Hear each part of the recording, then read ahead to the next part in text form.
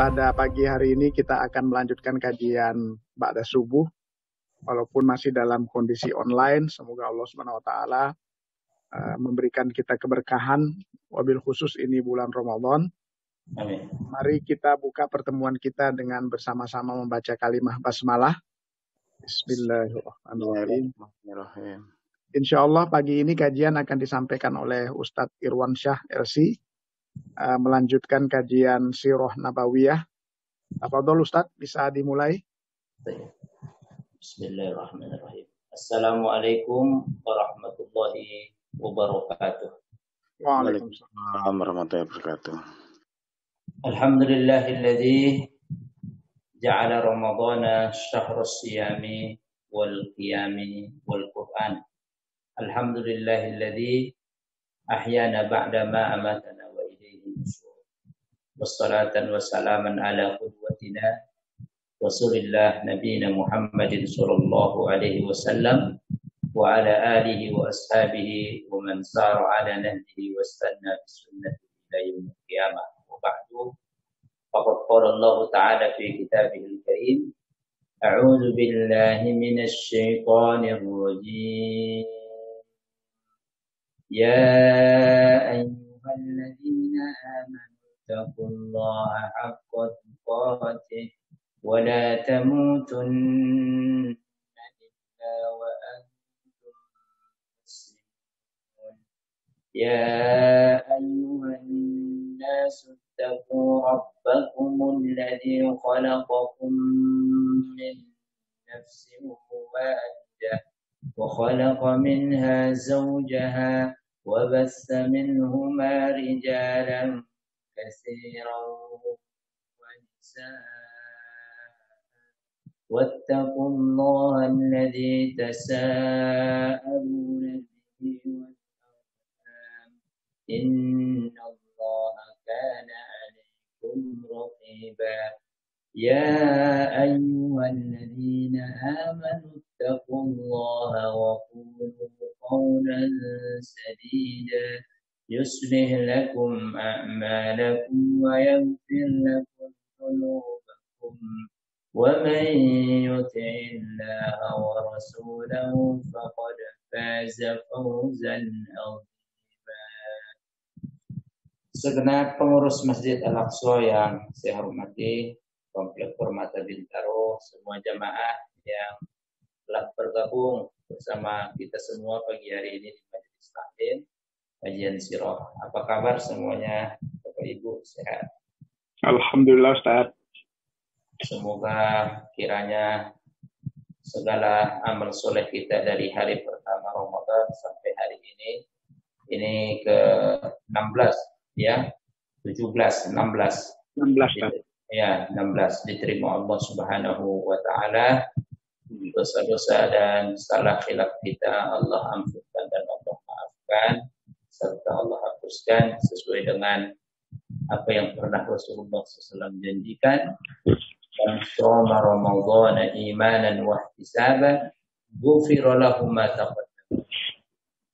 Siapa-siapa orang yang berpuasa Ramadan karena panggilan iman, yang mengharap keridhaan, mengharap pahala Allah Subhanahu wa taala, maka akan diampuni dosa-dosanya yang setahun yang lalu.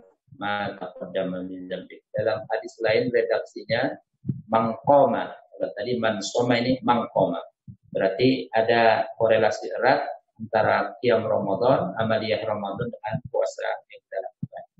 Siapa yang berqiyam Ramadan, melakukan aktivitas ibadah di malam hari Ramadan, tarawih dan seterusnya, baca Quran dengan panggilan iman dan mengharap ridho, ikhlas pahala dari Allah, Rasulullah berikan garansi diampuni dosa-dosanya setahun yang lalu. Amin ya rabbal alamin. Surah salam kita sampaikan pada junjungan kita Nabi besar Muhammad sallallahu alaihi wasallam, pada keluarga beliau dan kepada seluruh sahabatnya, kepada tabi'in, tabi'ut tabi'in. Semoga kelak kita bisa mendapatkan syafaat beliau nanti di padang mahsyar. Amin ya rabbal alamin. Bapak Ibu jamaah Masjid Al-Aqsa yang dirahmati Allah Subhanahu wa taala, pada pagi hari ini, pada subuh kajian kita akan salah melanjutkan kajian sirah. Kalau tidak salah pertemuan dulu yang Ramadan bulan lalu kita pakai media ini online Zoom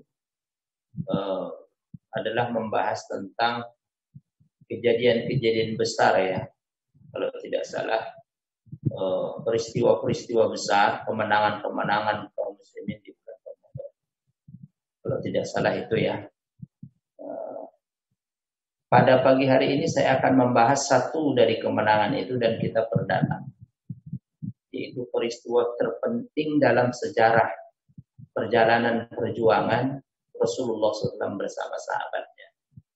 Kejadiannya itu pada bulan Ramadan, ya, tahun ke-8 Hijriah. Ya, pas muslimin dan Rasulullah melakukan ibadah puasa. Jadi tidak ada berpuasa semuanya Rasulullah dan para sahabat. Apa itu? Yaitu kejadian, ini penting sekali kajian ini.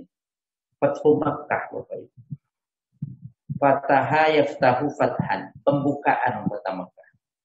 Pembebasan pembukaan ya kota Makkah, kota suci Makkah. Kita tahu begitu Rasulullah SAW hijrah, diperintahkan Allah hijrah dari Mekah ke Madinah. Kita tahu Mekah itu di bawah genggaman kekuasaan kafir Quraisy. Mereka yang mengatur. Bahkan kalau kita lihat 2 tahun sebelum Fathu Mekah, tepatnya tahun ke-6 ya, Rasulullah kan umrah perdana tahun ke-6. Menginginkan sebuah perjalanan suci bersama sahabatnya karena rindu dengan Masjidil Haram, dengan rumah Allah Ka'bah.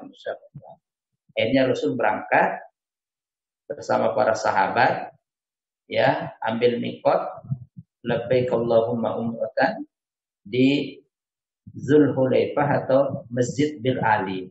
Nah itu ini ada konklusi hukum ya, hukum fikih, siapa-siapa yang mau haji atau umroh datang dari Madinah setatnya atau dia penduduk Madinah, maka mikot batasan tempatnya dia melafazkan niat itu di Zulhulaifah atau di Bir Ali. Termasuk orang Indonesia walaupun bukan penduduk Madinah tapi dia berangkatnya untuk ke Mekah dari Madinah.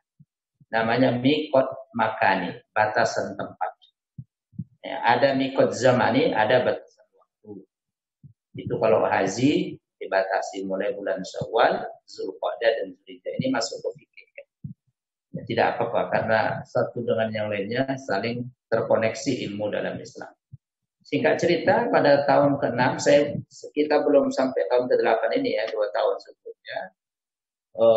Amirul Mukminin, sahabat-sahabat Rasul, semua yang kaliber senior-senior ikut. Umar bin Khattab, Abu Bakar, bahkan mereka rindu sekali dengan rumah Allah. 6 tahun, Masya Allah. Berangkatlah Rasulullah SAW bersama sahabatnya. Nah, di tahun ke-6 itu tepatnya di Hudaybiyah. Itu sekitar 18 atau 20 kilo sebelum Masjidil Haram. Rasulullah dan sahabatnya kan dicegat, dihadang, tidak boleh masuk oleh pembesar-pembesar kafir Quraisy, Abu Sufyan, dan yang lain-lainnya. Intinya Rasulullah tidak boleh masuk. Padahal Rasulullah tidak ingin berperang, hanya ingin melakukan ibadah umrah. Bapak Ibu, singkat cerita, Rasulullah menerima perjanjian damai itu yang semuanya klausal-klausal isi dari perjanjian damai itu. Kenapa dibilang perjanjian damai? Karena tidak ada pertumpahan darah. Semuanya secara logika, akal pikiran, kasat mata merugikan pihak kaum muslimin. Disinilah bahwasanya apa yang disepakati Rasul di Hudaybiyah itu dengan pihak kafir Quraisy merupakan keputusan yang dibimbing langsung dari langit. Bahkan kita lihat dialog antara Rasul, antara Umar bin Khattab dengan Rasul. Umar kan protes besar, Pak. Oh Umar, dia to the point. Abu Bakar tenang saja, saya mengikuti engkau ya Rasulullah. Umar tidak. Nah, inilah apa namanya nuansa para sahabat itu ya, tipikal karakter beda-beda. Tapi Rasulullah bijak sekali menyikapi. Ya Rasulullah, kata Umar, limadha mana'una? Kenapa mereka mencegah kita? Alasna zahidina ila ada'il. Bukankah kita berangkat tujuan utama adalah melakukan umrah? Saufa natufu haulal Ka'bah summa nas'a summa nuhallil ru'usana. Kita akan tetap melakukan tawaf, kemudian sa'i, dan kita akan mencukur rambut. Alastar Rasulullah. Umar kemudian sampai pada puncaknya, Bapak Ibu, bukankah engkau Rasulullah utusan Allah? Wah, dahsyat itu Pak. Dalam sastra bahasa Arab itu. Bukan berarti Umar nggak yakin, tapi itu menegaskan. Apa ini kita bisa terima? Nah, berlalu itu apa namanya perjanjian sebelah pihak yang menguntungkan mereka. Kata Rasulullah, tenang Umar, saya ini Rasulullah SAW. Biarkan mereka apa namanya menghadang kita akan pulang kembali. Ya. Akhirnya Rasulullah SAW menyuruh sahabatnya untuk tahallul. Apa tahallul Pak? Karena dihadang musuh, menggunting rambut, mencukur rambut. Para sahabat waktu itu disuruh Rasul, tidak ada yang mengerjakan. Datanglah istri Rasulullah, ibunda kita Maimunah dari balik tenda. Ya, ibunda Maimunah ikut juga. Ya Rasulullah, berikan contoh. Nah, ini berarti keteladanan. Berikan contoh, engkau cukur, pasti nanti sahabat yang lain ikut. Masya Allah, cukur kemudian menyembelih denda di situ, kambing. Ya. Singkat cerita Bapak Ibu, tak lama kemudian Rasulullah dihampiri malaikat Jibril mendapatkan ayat ya surat Al-Fatah. Nah, makanya di sini Fathu Makkah. Apa Al-Fatah itu? Ya, juz 26. A'udzubillahi minasyaitonir rajim. Bismillahirrahmanirrahim. Surah Al-Fatah artinya kemenangan. Inna fatahna laka fathan mubina. Liyaghfira laka Allahu ma taqaddama min dhanbika wa ma ta'akhkhara wa yutimma ni'matahu 'alaika wa yahdiyaka siratan mustaqima. Wa yansurakallahu nasran azizah. Ya. Sesungguhnya kami, kata Allah, akan memberikan kemenangan nyata kepadamu Muhammad. Fatham mubin. Liyaghfira lakallahu ma taqaddama min dzambika wa ma ta'akhkhara. Agar Allah Ta'ala mengampuni kesalahan-kesalahanmu yang lalu, ya. Wa ma ta'akhkhara wa yutimma ni'matahu, dan menyempurnakan nikmat kepadamu. Wa yansurakallahu nasran azizah, dan agar Allah memberikan pertolongan kepadamu dengan pertolongan yang aziz, yang mulia. Dibacakan ini Pak, satu surat ini dan seterusnya. Umar menangis. Kemudian Umar bertanya, ini ayat tahun ke-6 Pak, belum terjadi. Umar kemudian bertanya, setelah membaca ayat ini langsung Umar tunduk Pak. Itulah dahsyatnya Umar ya Pak, yang tadi kram, begitu dengan Al-Quran dia luluh Pak. Kemudian beliau berkata kepada Rasul, ahada fathun ya Rasulullah. Apakah ini kemenangan besar ya Rasulullah? Qala na'am ya Umar. Iya, ini kemenangan besar. Ternyata betul Bapak Ibu. Ya, tidak sampai 2 tahun ya, 1 bulan, sekitar 1 tahun 11 bulanan, belum genap 2 tahun, tadi tahun ke-6 ya. Pas bulan Ramadan tahun ke-8 Hijriah, Makkah bisa ditaklukkan, direbut kembali tanpa darah menetes. Apa yang menyebabkan itu, Pak? Di antara klausal-klausal perjanjian tadi di Hudaybiyah itu, setiap suku berhak memilih berafiliasi, berkoalisi kepada siapa. Ya, ada satu suku di Mekah ya yang menyatakan dukungannya, koalisinya kepada Rasulullah SAW. Yang kita kenal dalam sirah suku Huza'ah. Suku Huza'ah ini pimpinannya namanya Amir bin Salim. Amr bin Salim, ya, suku Huza'ah. Kata Rasul, di antara klausal itu disepakati siapapun yang berafiliasi, berkoalisi dengan kamu, wahai kafir Quraisy, atau berkoalisi dengan kami, kata Rasulullah SAW, pihak kaum muslim tidak boleh diganggu sampai ini perjanjian selesai. Ternyata Bapak Ibu, kafir Quraisy mengingkari perjanjian. Satu saat di malam hari, suku Huza'ah yang dipimpin oleh Amr bin Salim itu suku yang nggak terlalu besar ya di kota Mekah, ya suku-suku kecil lah ya, nggak terlalu banyak keluarga atau fam Bani Huza'ah ini. Ternyata Bapak Ibu digerebek rame-rame, didatangi oleh kafir Quraisy, Bani Bakar, ya kan? Bani Bakar ini orang yang berkoalisi dengan Quraisy, ya, minta dukungan agar menyerbu suku Huza'ah. Nah, jadi begini ceritanya. Bani Bakar ini satu suku yang berkoalisi dengan Quraisy, ya kan? Quraisy kan suku terpandang, ya. Datang kepada Quraisy menginginkan agar menyerbu suku Huza'ah, membantu mereka untuk menyerbu suku Huza'ah, ya, dengan prajurit dan persenjataan. Dirijali wasilah dalam istilah. Fa'ajabuhu, kemudian Quraisy mengiyakan, berarti sudah melanggar klausul perjanjian. Tadi kata Rasul, sepakati aku yang menang. Singkat cerita, malam hari di perkampungan suku Huza'ah, lagi mereka istirahat tidur nyenyak, tiba-tiba diserbu. Terbunuhlah dari suku Huza'ah ini, wa qatalu minhum 20 rajulan dalam istilah.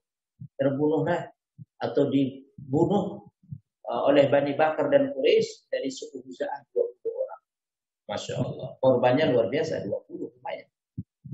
Tidak terima karena suku Huza'ah ini sekali lagi berafiliasi kepada Rasul, pada kaum muslimin, memberikan dukungan, ya kan? Jadi berikan opsi pilihan. Biarkan mereka mau mendukung kalian atau mendukung kalian. Suku Huza'ah dibukakan hatinya oleh Allah untuk mendukung dakwah Rasul.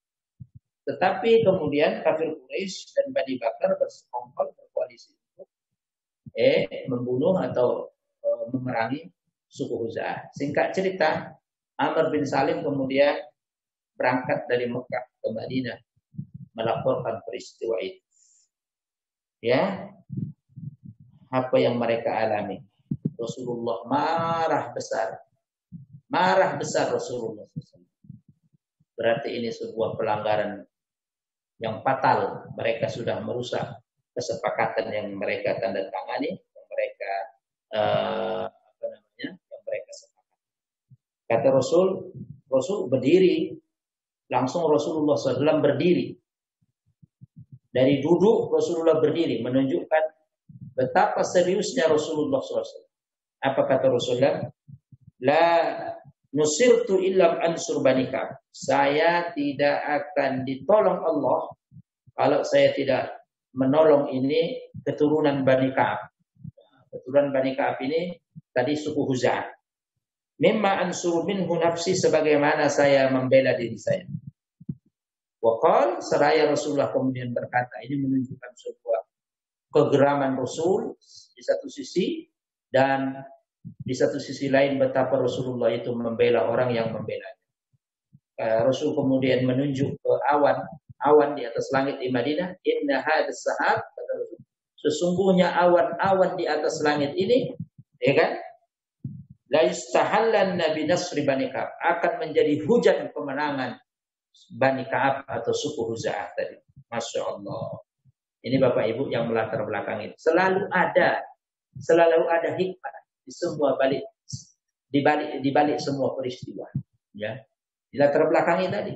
Nah, disitulah kemudian nanti terjadi Fatu Makkah. Singkat cerita, wa nadimat Quraisyun nadaman kabira.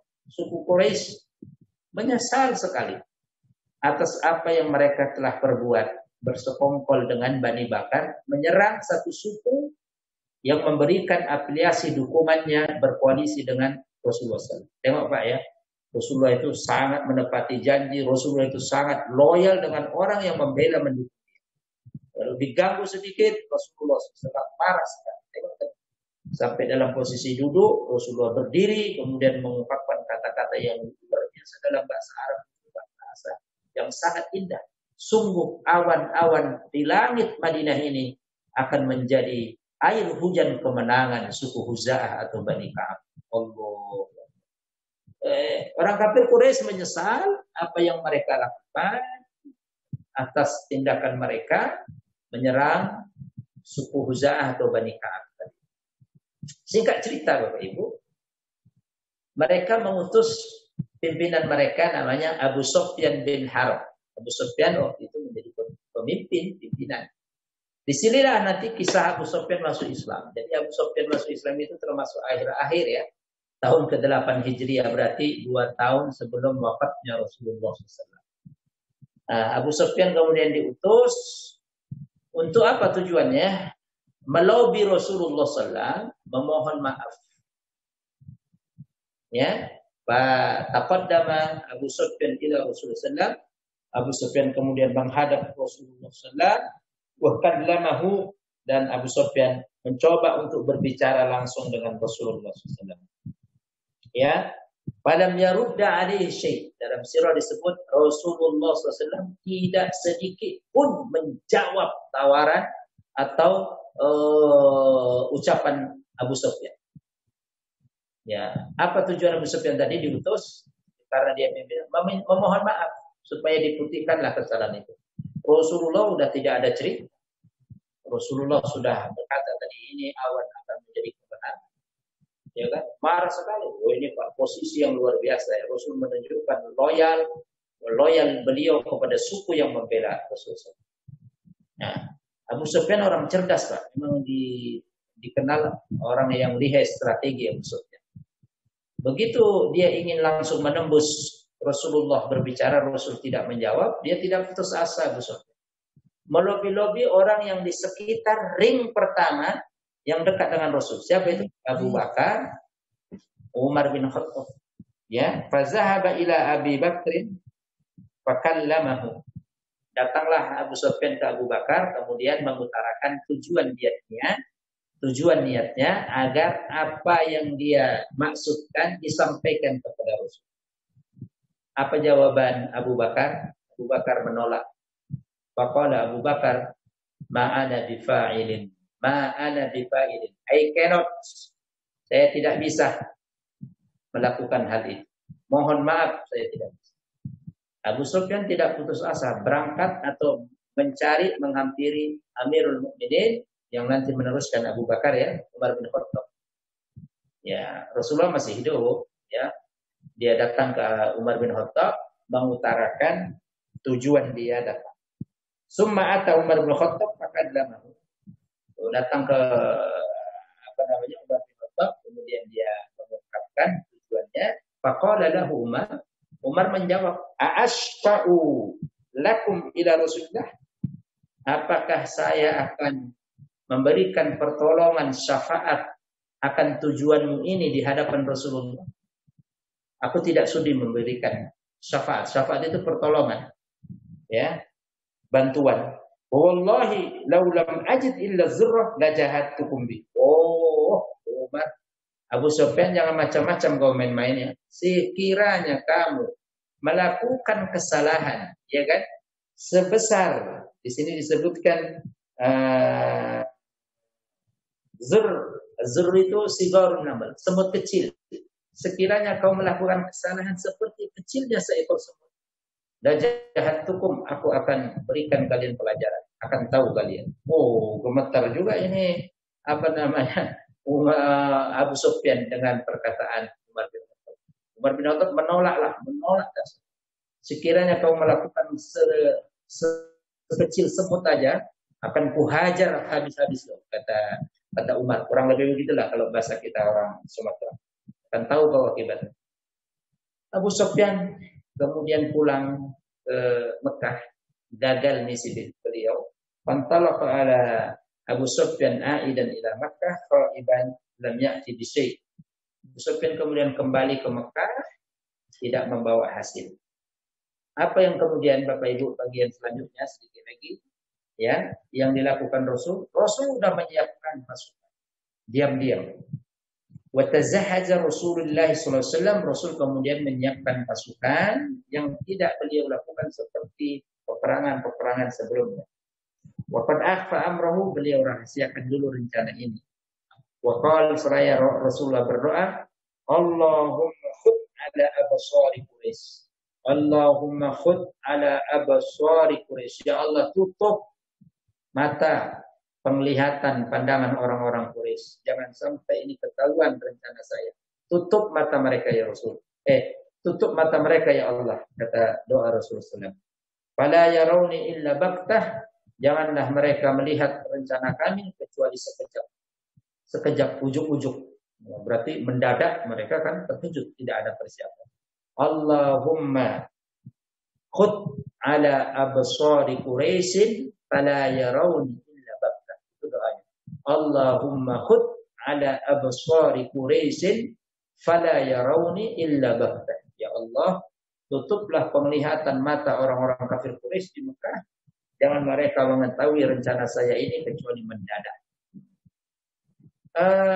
Begitu Rasulullah merencanakan ini, Bapak Ibu. Walamma ajma'a lin-nabi sallallahu alaihi wasallam, ya, begitu Rasulullah sudah merencanakan matang proses ini, ada seorang sahabat muhajirin yang di Madinah menulis surat membocorkan rahasia itu. Ini bagian lain lagi ya, bagian selanjutnya dari kisah tersebut. Namanya Hatib bin Abi Balta'ah. Dia tulis surat, ya kan? Dikirimlah melalui seorang kurir Zu'inah. Nah, kurir seorang wanita namanya Zu'inah. Ya, Rasulullah SAW kemudian dihampiri malaikat Jibril. Karena Rasul adalah utusan Allah. Diberikan informasi bahwa dari internal ya, sahabat muhajirin ini Pak Hatib namanya, Hatib Abi Balta'ah.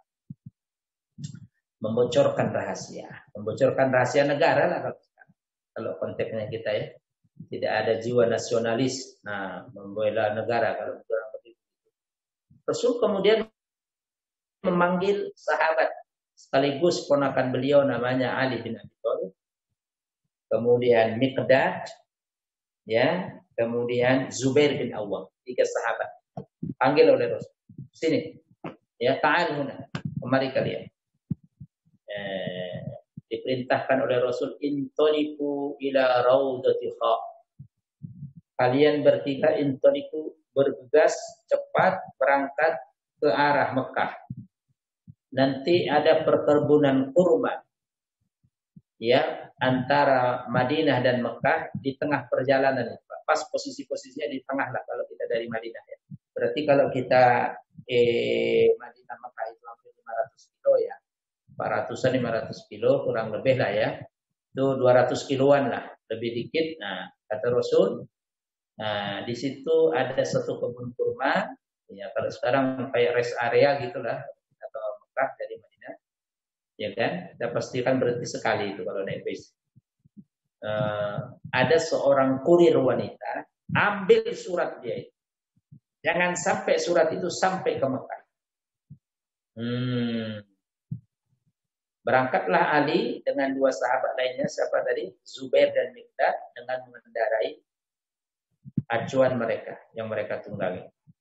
Udah benar sampai di perkebunan kurma namanya Kha, Radatu Kha. Ada seorang kurir di situ. Ali langsung interogasi langsung. Ukhruji ma indaki. Keluarkan apa yang ada padamu. Wanita ini sempat ngeles. Ma indi syai'. Saya enggak ada apa-apa.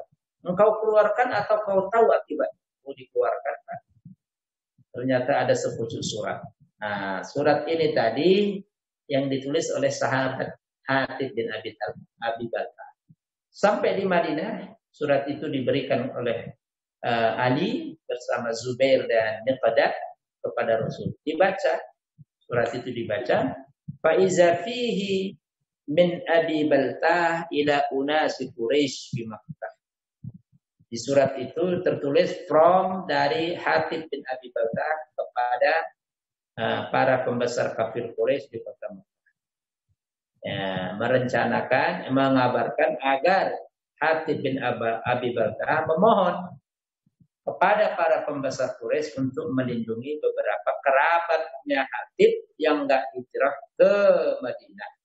Hatib masih punya beberapa kerabat di sana, agar rencana Rasul ini ya kemudian nanti kalau terjadi peperangan tidak memberikan dampak negatif efek kepada kerabat Hatib bin Abi Balta'ah. Itu yang dimaksud. Setelah dibaca Rasul, Hatib kemudian dipanggil. Oh, marah sekali.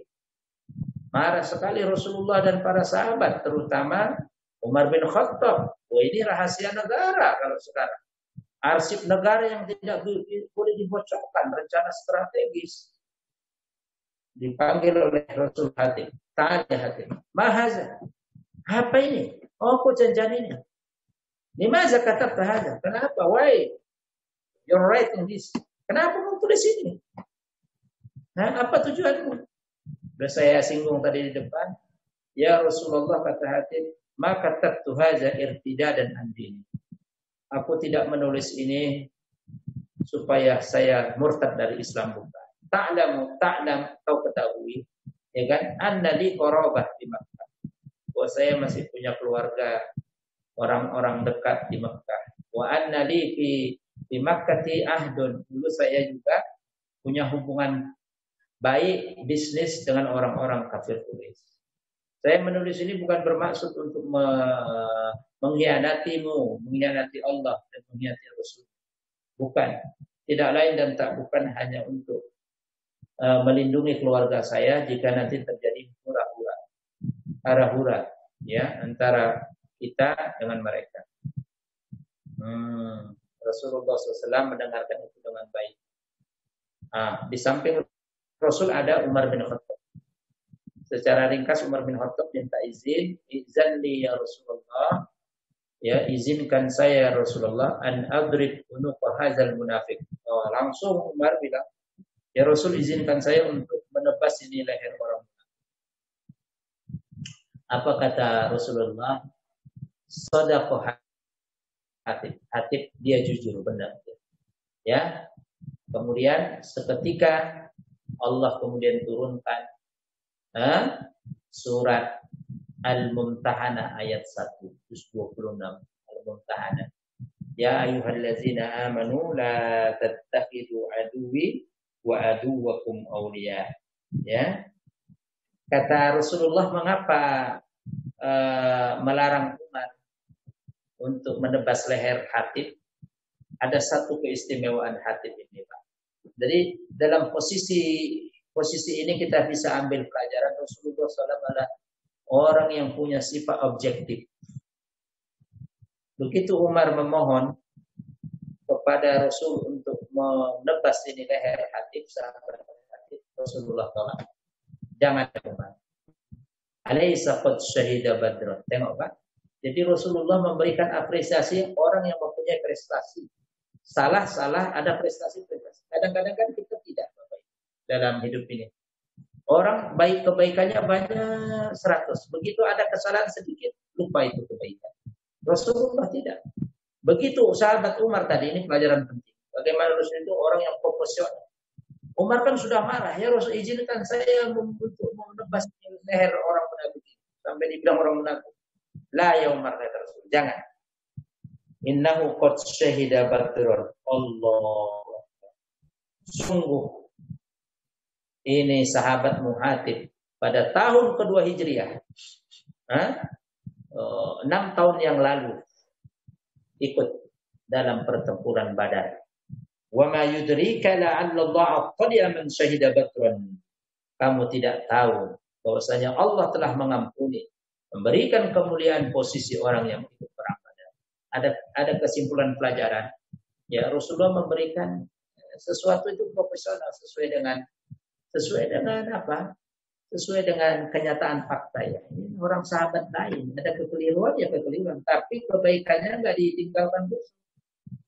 I'malu ma syi'tum qad ghafarallahu lakum. Udah, Allah telah mengampuni salah dosa kalian. Ini keistimewaan orang yang ikut sahabat orang ikut perang Badar. Fa anzalallahu ta'ala, kemudian Allah turunkan tadi surat Al-Mumtahanah ayat 1. Wahai orang-orang yang beriman, Jangan kalian jadikan musuh-musuhku, kata Allah, orang yang kalian loyali, orang yang kalian dukung. Ini ayatnya, sebab nuzulnya turun ke Hatib bin Abi Balta'ah yang tadi menulis surat membocorkan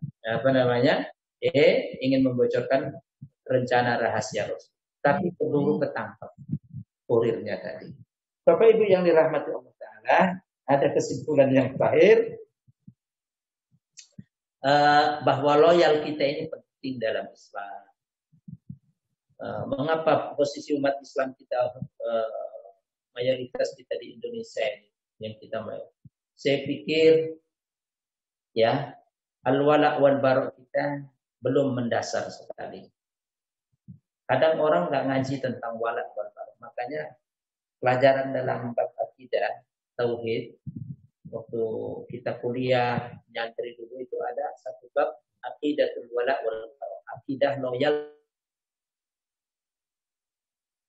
Sekali kadang-kadang kita lebih loyal kepada orang-orang yang memusuhi Islam, orang-orang di luar kita daripada kepada saudara kita, daripada kita loyal kepada Allah dan ini masalah.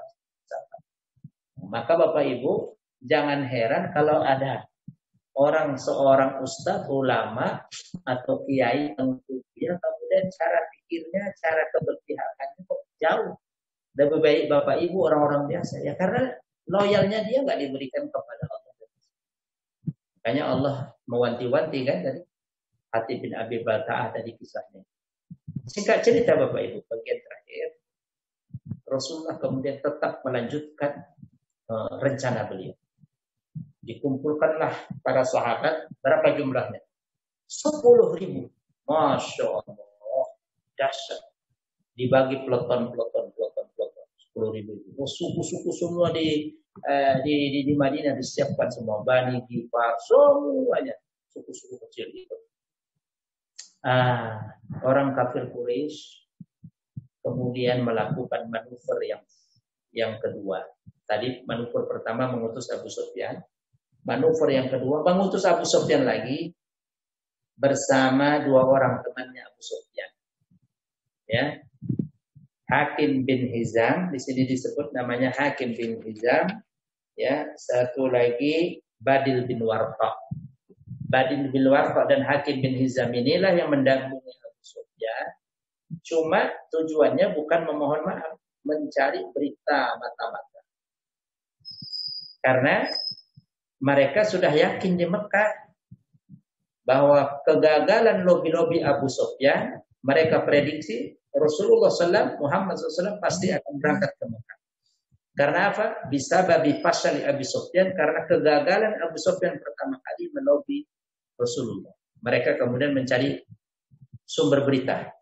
Tapi Abu Sufyan didampingi oleh 2 pimpinan, Hakim bin Hizam dan Badil. Singkat cerita Bapak Ibu. Di tengah antara perjalanan Mekah dan Madinah, Rasulullah menentukan titik kumpul, ya, assembly point, ya, namanya di Zohron. Zohron itu masih ada provinsi Zohron kan saudara? Itu antara Madinah dan Mekah.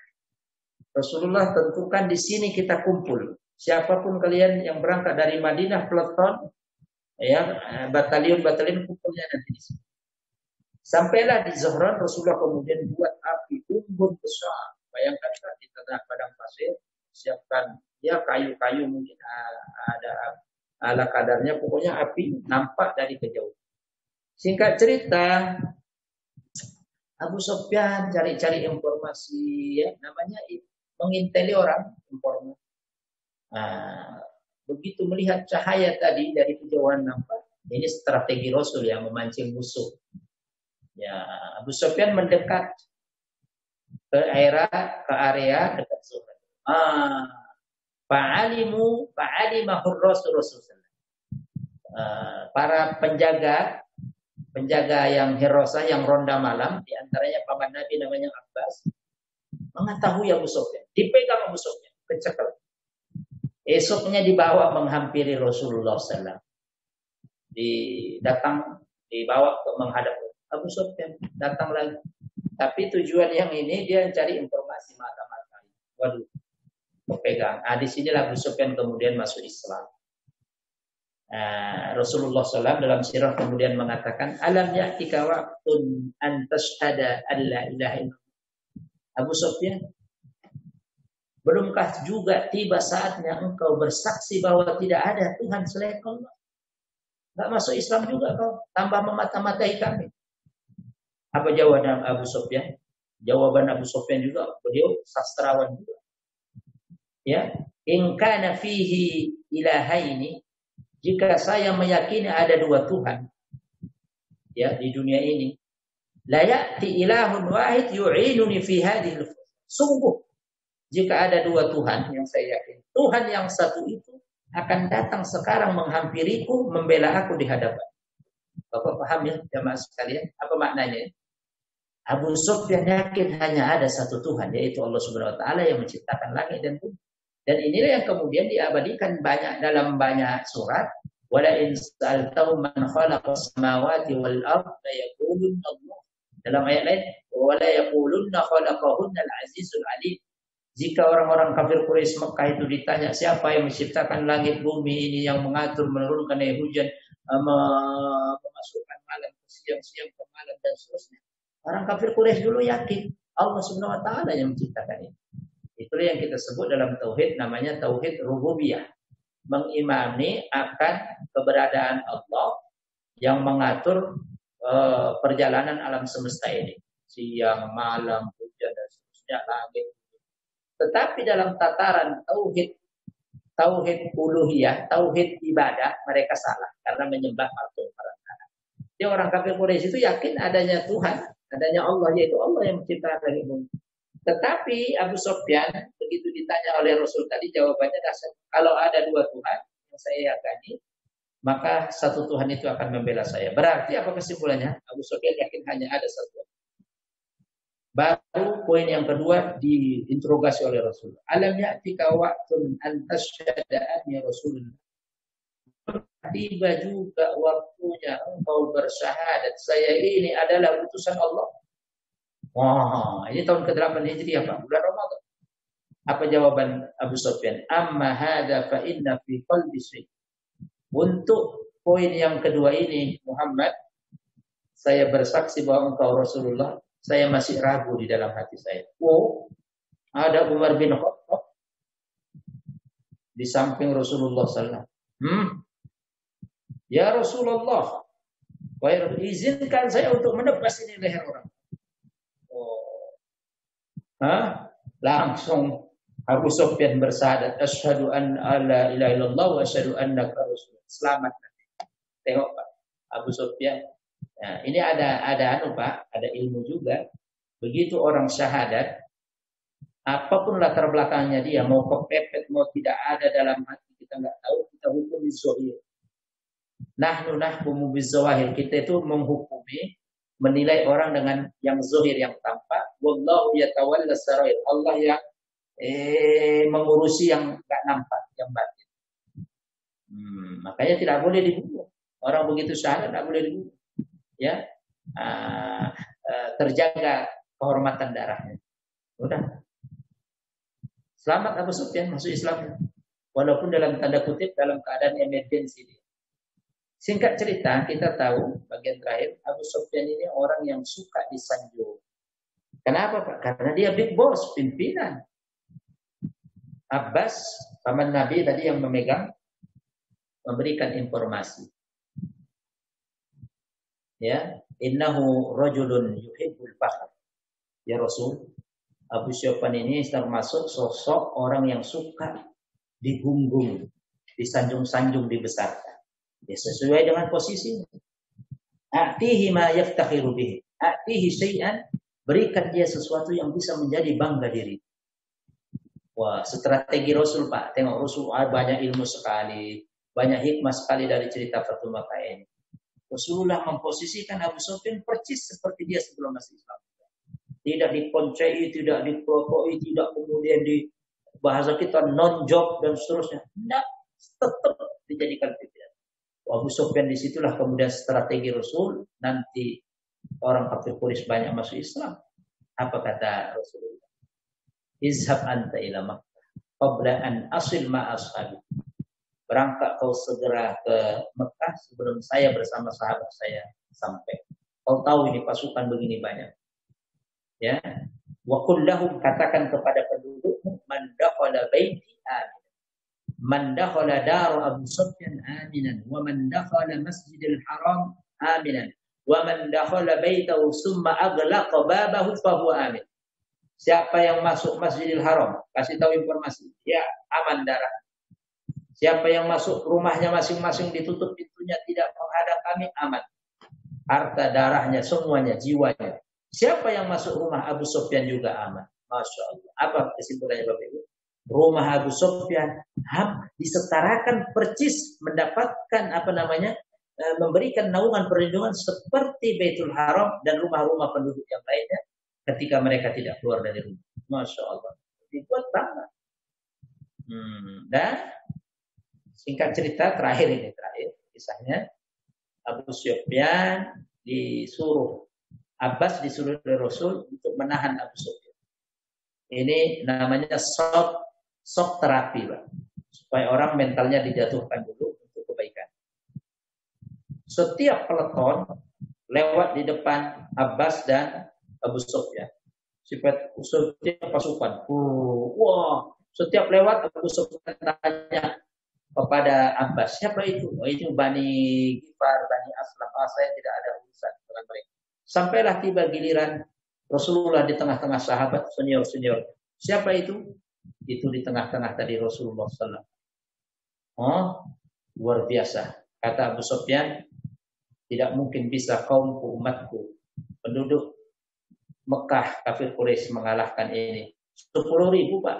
Oh, jumlah yang banyak. 10.000 mungkin kecamatan kita, kecamatan Pondok Aren atau Ciputat. Oh, kata Abbas, kalau begitu cepat kau datang ke Mekah duluan sebelum pasukan Rasul sampai. Datanglah dia sampai Mekah berteriak-teriak. Siapa masuk Masjidil Haram aman, siapa masuk rumah saya aman, siapa masuk rumah kalian masing-masing ditutup aman. Sungguh Muhammad membawa pasukan yang tidak bisa kalian kalikan. Bersyahadatlah.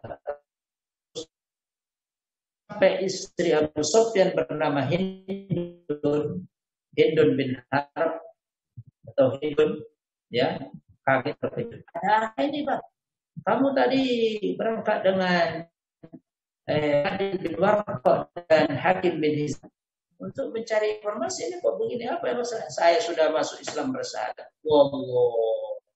Kita tahu Hindun termasuk 7 tahun sebelum Batu Mekah, tepatnya tahun ketiga Hijriah, perang Uhud. Hindun mempunyai kesalahan besar yang membuat hati Rasulullah terkikis. Paman Rasul Hamzah dibunuh dengan Wahsy, budak ya dari Afrika disuruh oleh. Tapi disitulah begitu Hindun masuk Islam juga akhirnya selamat. Masya Allah, rahmatan lil alamin. Singkat cerita Pak, sampailah di sana semua orang berbondong-bondong.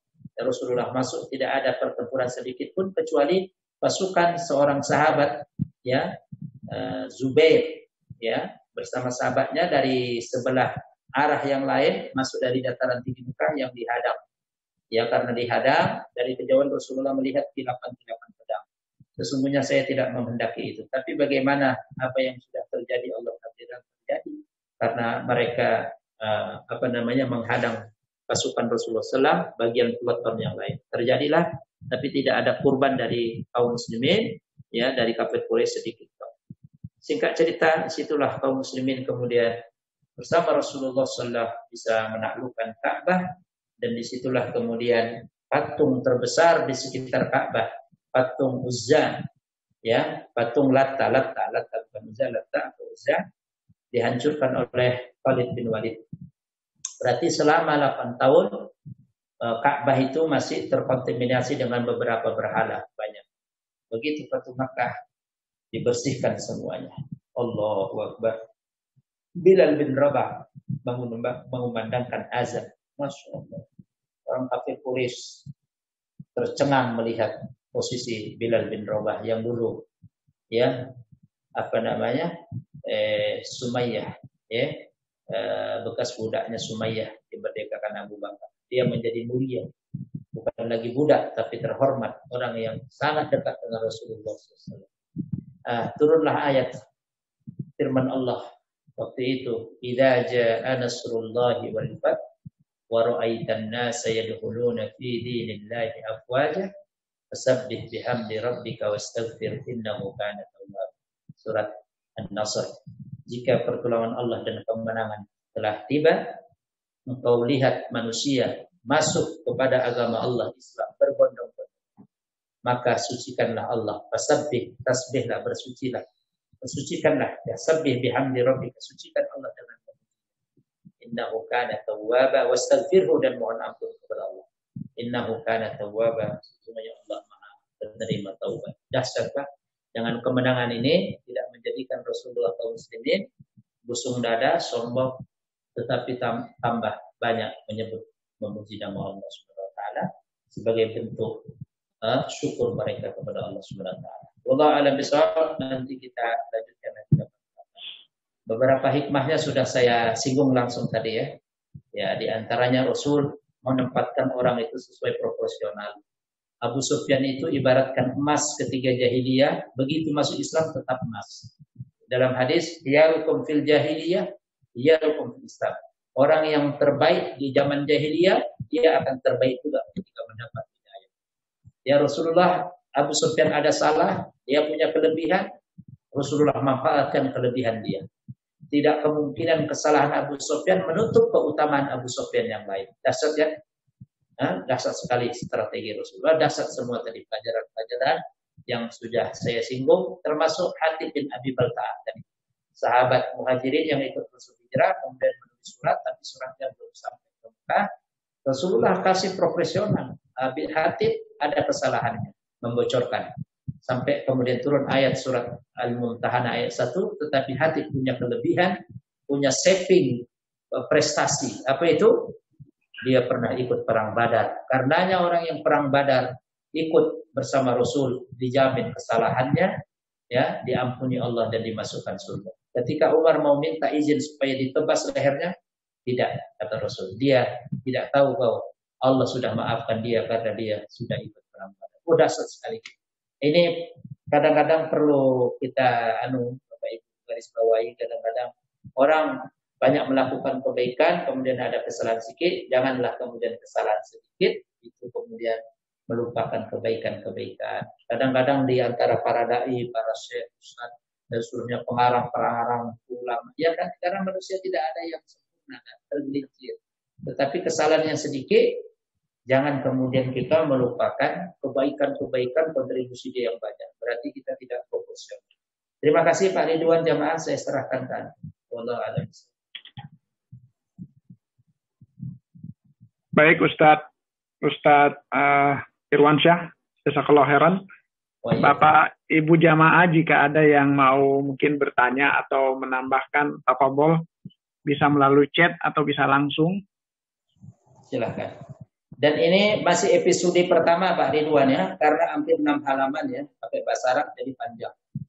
Ini baru episode pertama, nanti episode kedua bagian terakhir insya Allah kita lihat. Masih panjang cerita. Insya Allah Ustaz. Nanti kalau kepanjangan nggak ingat kita. Iya kan? Hampir 5 lembar Fatu Makkah itu bisa. Insya Allah. Silahkan Bapak Ibu jamaah.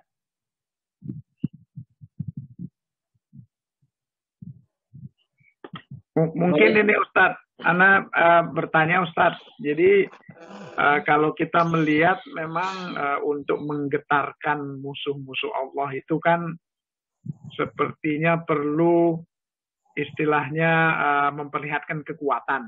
Iya, demonstrasi. Jumlah yang besar itu membuat musuh gentar. Nah, mungkin pertanyaannya kalau dalam kasus sekarang ini Ustadz, kita melihat kaum muslimin sekarang ini kan sepertinya lemah ya, baik dari kekuatan ekonomi, politik, bahkan juga militer begitu. Kira-kira antum melihat bagaimana potensi untuk bisa bangkit lagi Ustaz?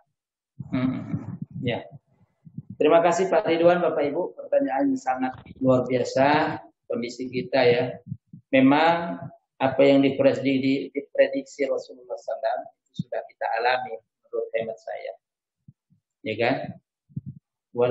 Walakinnakum gusa'un ka gusa'is sayl. Nanti mendekati akhir-akhir zaman kita tidak tahu. Tapi jangan memprediksi ya.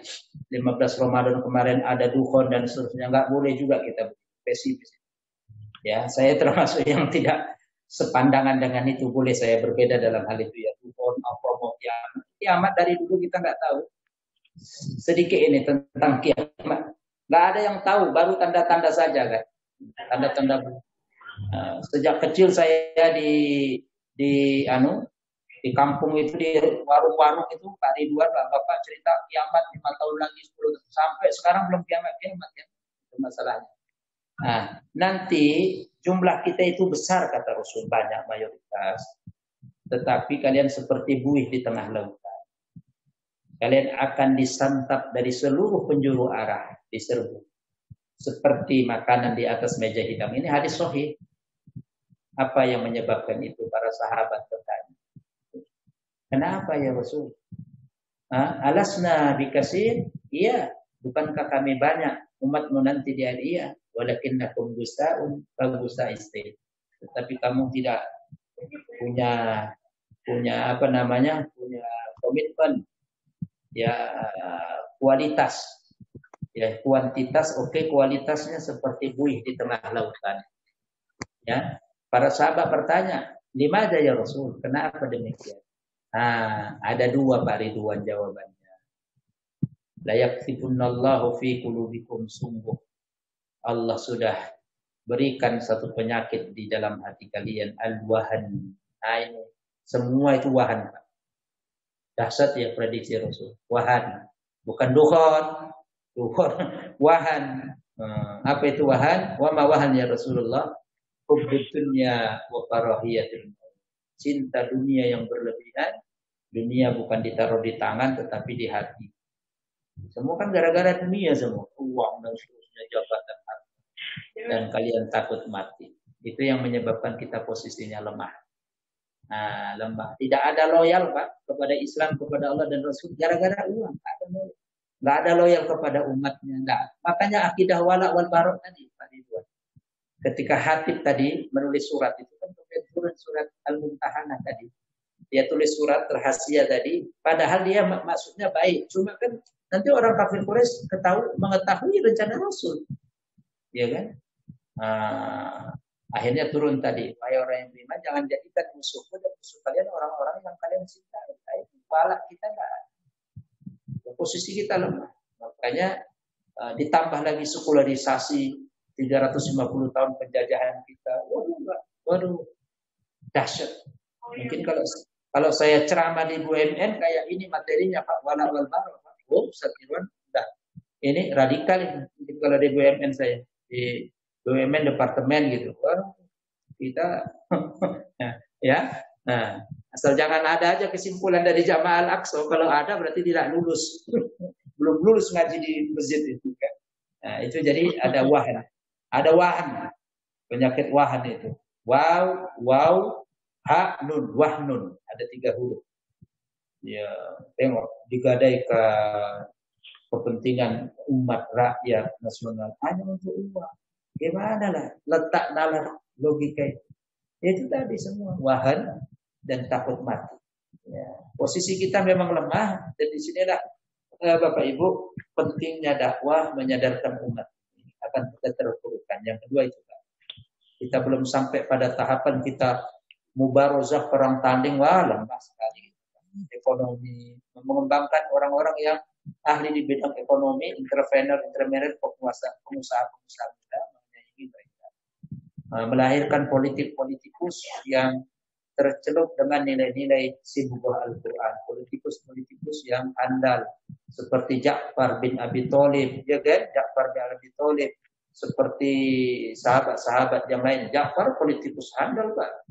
Ketika hijrah pertama ke Ethiopia, ke Habasyah, beliau yang langsung berdialog di hadapan raja melawan utusan orang kafir Quraisy yang ingin mengembalikan paksa para sahabat ke Mekah. Dahsyat.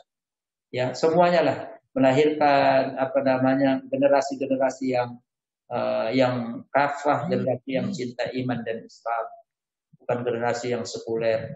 Masih panjang prosesnya Pak, insya Allah. Tapi tetap kita optimis, ya. Kalau tidak ya yang paling agak ya Pak, doa seperti doanya Nabi Nuh. Ya, masalahnya kan kita tidak tahu doa siapa yang dikabul. Doa Nabi Nuh kan itu drastis Pak, dahsyat mereka. Nabi Nuh itu dahsyat. Rabbi la tadhar 'alal ardi minal kafirina dayyar. Ya Allah, jangan kau sisakan orang-orang yang tidak beriman di atas muka bumi. Ya kan? Nabi Nuh nabi kan langsung makbul. Innaka intazarhum yudillu ibadaka wa la yalidu illa fajiran kafara. Sesungguhnya kalau engkau sisakan mereka ini, kata Nabi Nuh, di atas muka bumi, akan memberikan anak pinak yang nanti mengkufurimu ya Allah, membuat dosa. Ini doa Nabi Nuh kan dalam tanda kutip dahsyat ya Pak, langsung plus.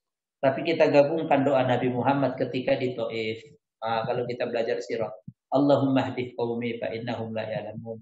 Ya Allah, berikan mereka petunjuk ya kepada kaum karena mereka belum tahu, ya belum mengerti, sampai Rasul dilempari batu dan seterusnya, kakinya berdarah, ya kan? Saya berharap arjumin ya Rabb ya Rahman an yalida minhum man amana bika. Saya berharap nanti kiranya di belakang hari ada keturunan mereka penduduk Taif itu yang beriman. Rasul optimis. Ya, itu jawaban dari saya Pak Ridwan, mungkin agak panjang dikit ya. Kita masih panjang perjalanan proses tauhiyah, pemahaman kepada masyarakat, pada keluarga kita. Begitu mungkin dari saya. Ya, baik Ustaz, jazakallah. Jamaah, apakah masih ada pertanyaan? Mungkin karena waktunya juga udah mendekati duha ini Ustaz, bisa kita tutup dengan doa Ustaz. Ya, siap Bapak Ibu jamaah Masjid Al-Aqsa, Permata Bintaro, mudah-mudahan kajian kita jadi ilmu yang berkah. Allah jadikan kita barisan-barisan Rasulullah dan para sahabatnya. Hatta yatawaffanal maut, sampai Allah cabut datang kepada kita kematian. Wa nahnu minal muslimin, kita termasuk orang-orang yang pasrah tunduk beriman muslim kepada Allah Subhanahu wa taala. Amin. Auzubillahi minasyaitonir rajim. Alhamdulillahi rabbil alamin. Hamdasyakirin, hamdan na'imin. Hamdan yuafi ni'amahu wa yukafi mazidah. Rabbana ya Rabb, lakal hamdu wa lakal syukru kama yanbaghi li jalali wajhikal karim wa 'azimi sultanik. Allahumma shalli ala Muhammad wa ala ali sayyidina Muhammad. Allahumma ja'al jam'ana hadha jam'an mubarakan wa jam'an marhuman waj'al tafarruqana min ba'di tafarruqan ma'suman ya arhamar rahimin. Allahumma ighfir lana dhunubana wa liwalidina warhamna kama rabbayana shighara wa li jami'il mu'minin wal mu'minat wal muslimin wal muslimat al ahya' minhum wal amwat innaka sami'un qaribun mujibud da'wat ya qadiyal hajat. Rabbana zalamna anfusana wa in lam taghfir lana wa tarhamna lanakunanna minal khasirin. La ilaha illa anta subhanaka inna kunna minaz zalimin. Allahumma hdina fi man hadait wa afina fi man afait wa tawallana fi man tawallait wa barik lana fi ma a'tait wa qina wasrif 'anna syarra ma qadait wa qina wasrif 'anna syarra ma qadait wa qina wasrif 'anna syarra ma qadait fa innaka taqdi wa la yuqda 'alaik wa innahu la yadhillu man walait wa la ya'izzu man 'adait falakal hamdu 'ala ma qadait. Allahumma iyyaka na'budu wa ilayka nasjud ya rabbal alamin. Irfa' anna hadzal bala al-wabah min baladina hadha Indonesia virus corona khassatan wa min jami'il buldan fil alami ammatan innaka ala kulli syai'in qadir. Rabbana atina fid dunya hasanah wa fil akhirati hasanah wa qina adzabannar. Wa sallallahu ala nabiyyina wa sayyidina Muhammad wa ala alihi washabbihi ajma'in. Subhanakallahumma wa bihamdika asyhadu an la ilaha illa anta astaghfiruka wa atubu ilaik. Walhamdulillahirabbil alamin. Terima kasih Bapak Ibu jamaah semua yang sudah bergabung dari awal dengan kita. Semoga menjadi bermanfaat, ilmu yang bermanfaat berkah. Aku lihaza, mohon maaf jika ada salah. Selamat menjalankan ibadah Ramadan semuanya. Semoga bernilai ibadah kepada Allah. Assalamualaikum warahmatullahi wabarakatuh.